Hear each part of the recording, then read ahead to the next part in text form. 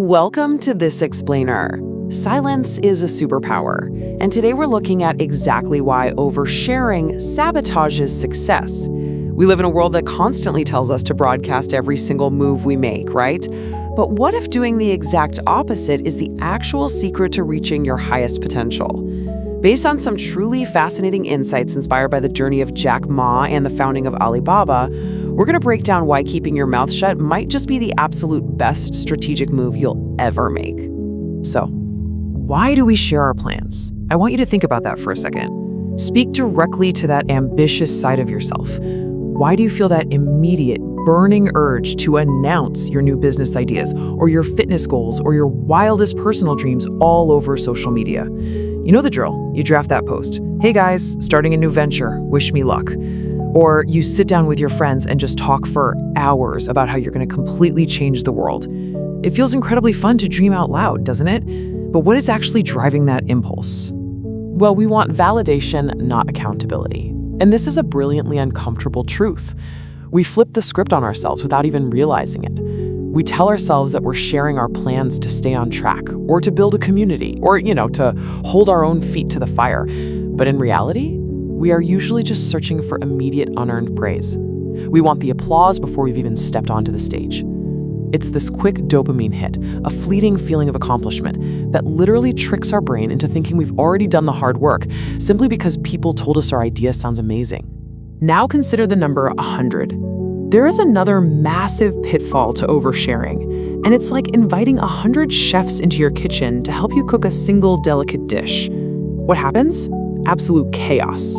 Too many cooks spoil the broth. When you tell everyone your plans, you invite an avalanche of confusing, risk-averse, and often wildly unhelpful advice. You'll hear from people who have never done what you're trying to do. You'll get advice from people who are terrified of taking risks themselves, and they project that fear right onto your vision, completely muddying your direction. This brings us to the crucial difference between talking about your plans and executing your plans.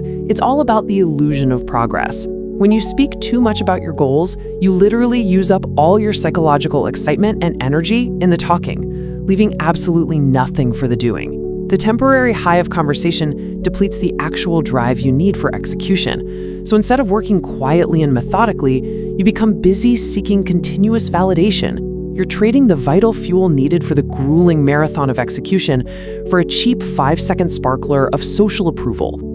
To really ground this, consider what critics told a young Jack Ma: "The internet is for Western countries, Jack."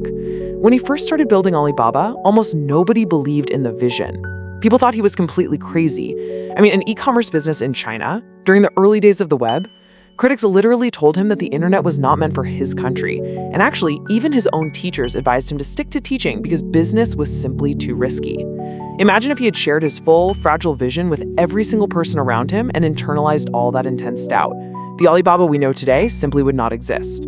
Just look at the contrast between what the critics said and what the team did. During the dot-com bubble, critics shouted that e-commerce wouldn't work in China, that people wanted to touch the products, and he should stick to teaching. But did Jack Ma go around arguing with everyone, trying to convince them they were wrong? No way! His underdog team just kept completely quiet.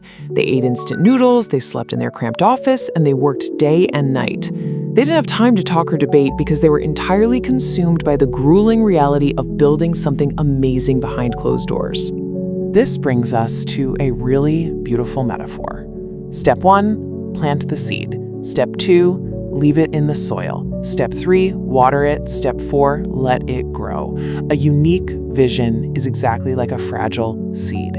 You plant it, leave it in the dark, quiet soil, water it, and let it grow. You don't yank a seed out of the dirt every single day to show everybody what you're growing. If you do that, for sure, the seed dies. It never takes root. You have to leave it in the dark. You take care of it in absolute private, and only when it finally breaches the surface and becomes a strong, undeniable tree can people see the results of your hard work. But there's a darker reason to keep things quiet: the danger of jealousy. This is a hard truth to swallow, but not everyone will be happy for you when you succeed. When you broadcast your ambitions, you expose your unsprouted seed to envious people. They might smile to your face, but they will unknowingly, or sometimes very intentionally, sabotage your dreams. They'll ask things like, "Are you sure? That sounds really risky." Or, "Do you really think you're capable of pulling that off?" These subtle doubts creep into your mind, destroying your confidence before you've even taken your first step. Silence just removes their opportunity to be jealous altogether. Let's pivot slightly to another reason we overshare. Fear is a terrible motivator. A lot of times, we tell everyone our plans because we are secretly terrified of failing, and we think that public pressure will forcefully hold us accountable. But making decisions out of fear means you aren't acting from a place of confidence. You're letting the anxiety of other people's judgment control your actions.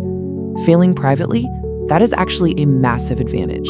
It grants you the ultimate freedom to experiment, to make 100 ridiculous mistakes, and to learn without the crushing weight of outside opinions. Now, I want to be super clear here.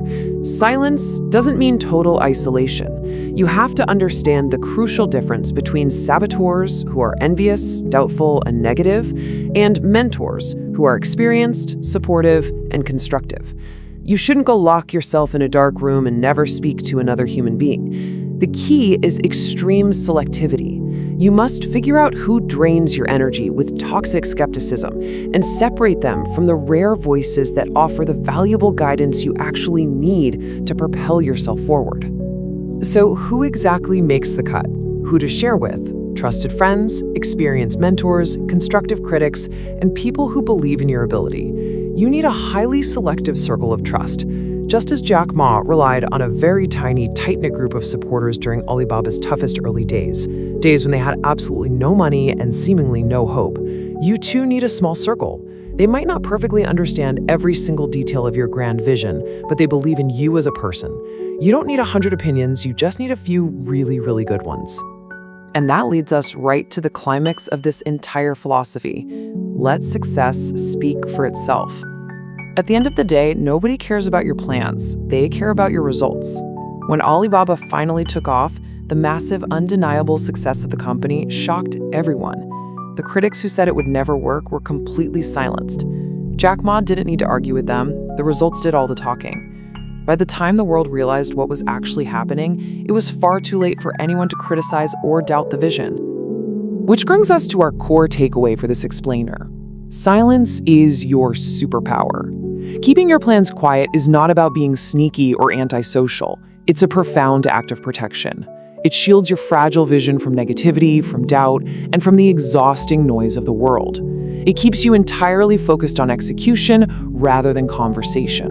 When you stay quiet, you give yourself the time, the energy, and the unbothered space to actually do the work that really matters. So I want to leave you with a final provocative question. What will you quietly build next? The next time you feel that sudden surge of excitement to post your big idea online or to tell everyone about it at a party, I challenge you to stop.